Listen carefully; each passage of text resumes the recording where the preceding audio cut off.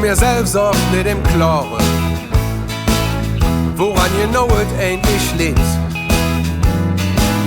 Dat Köln einfach anders ist, für allem wenn es jetzt zu vieren geht. Wenn über nach ein ganze Baustelle mit alle Krähen verschwunden ist.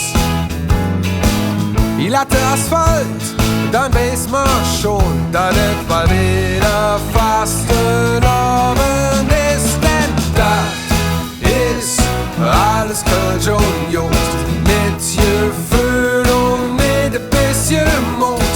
Es tut Wasser vom Ring im Blut, dann ist alles Kölsch und Jod.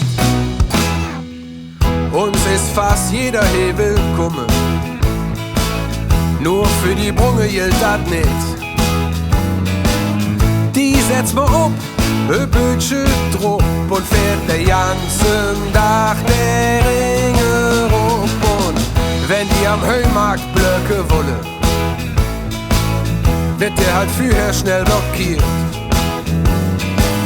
Und mit sich 1000 Menschen dann der ganze Dreck einfach rausgeführt. Denn das ist alles Kölsch und Jod, mit Gefühl und mit ein bisschen Mut.